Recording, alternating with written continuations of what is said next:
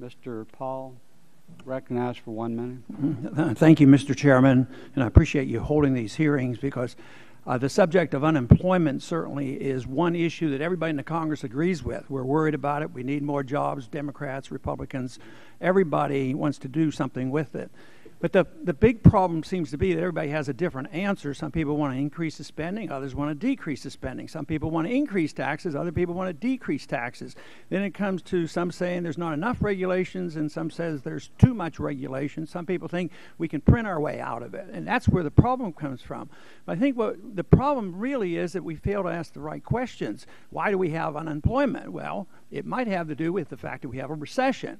Well, why do we have a recession? Well, we can't have recessions unless we understand that there's been a boom period and there's a cycle. So it's really dealing with the business cycle, why we have boom times, and what we do about that. Rather than just dealing with the symptom, I think we have to look at the overall cause of why we have these boom periods, and then we have the inevitable corrections, and that brings us unemployment. So tinkering around the edges and saying that we can change taxes or regulations will solve our problems, I think we'll be missing the boat, and I yield back.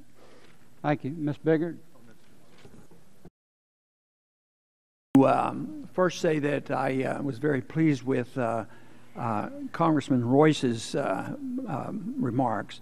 But I do want to follow up with Dr. Poole, especially because you had a lot of emphasis on the debt and the deficit that we're running up. And of course, many people have been talking about that lately. But I became fascinated with that subject far back as early 1970s with a significant change in our monetary policy, because it was very clear to me and many others that this is what it would lead to. It would lead to massive spending, massive deficit, and a massive increase in size of government, and that's where we are. And we're at a point of like, oh, no return and no solutions.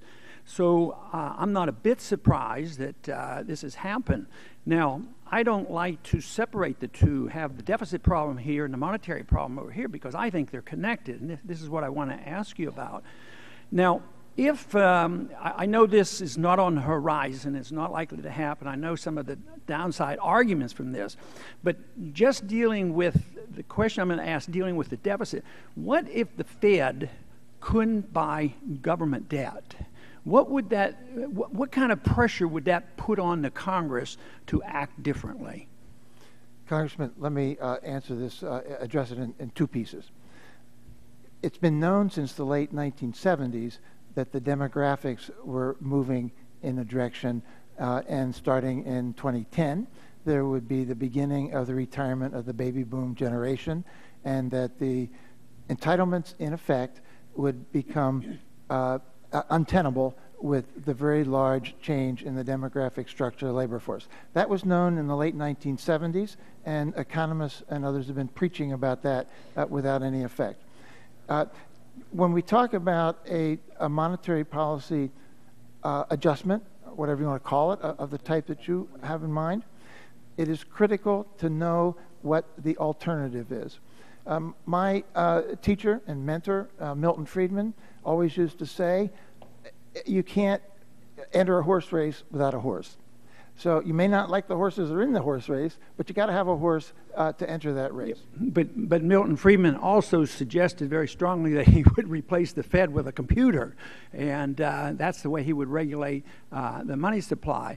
But my suggestion here is that if the Fed didn't buy the debt, interest rates would go up. Interest rates going up would fall, the burden would fall on the Congress, because they'd have to cut back because they were consuming all the savings. Of course, now today we don't say, we just create our so-called capital out of thin air.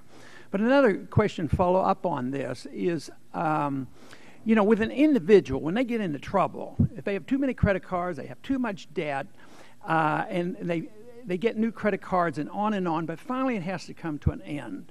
And they have to make a decision. They declare bankruptcy and liquidate that debt and maybe get a chance to start over again. Or they might decide, well, I have to pay my debt down. I have to work harder, get an extra job. My wife has to work, but cut spending. And they do that, and they can get their house in order again, and then their standard of living might grow again. I don't know why those rules can't apply to government as well. But isn't it true that in recent decades that we don't do anything to allow liquidation of debt? Matter of fact, that's the greatest sin of all, is to allow the liquidation of debt.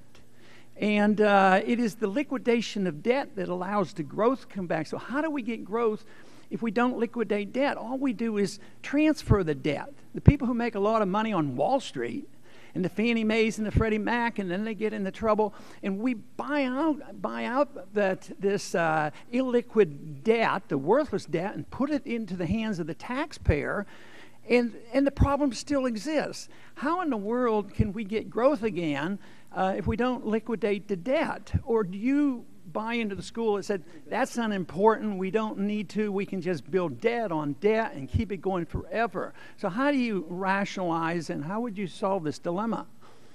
I tried to be very clear that we will have a crisis ahead of us if the federal budget is not fixed in very significant ways, and that the fix has to focus on spending. I thought I was very clear about that.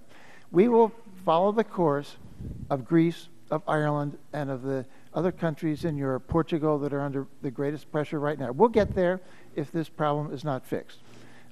We won't get there quite that way, because the solution, quote, solution, the result will be a rip-roaring inflation. See, every inflation in the history of the world has come about because of great inflation, because of fiscal imbalance. See, I agree with that, but I think there's a much closer connection. I think the Federal Reserve allows Congress to be irresponsible, and if they didn't facilitate the debt, the Fed is the great facilitator of big government and debt. If they weren't there to buy up this debt, believe me, we would be much more responsible about how we manage our affair, and I yield back.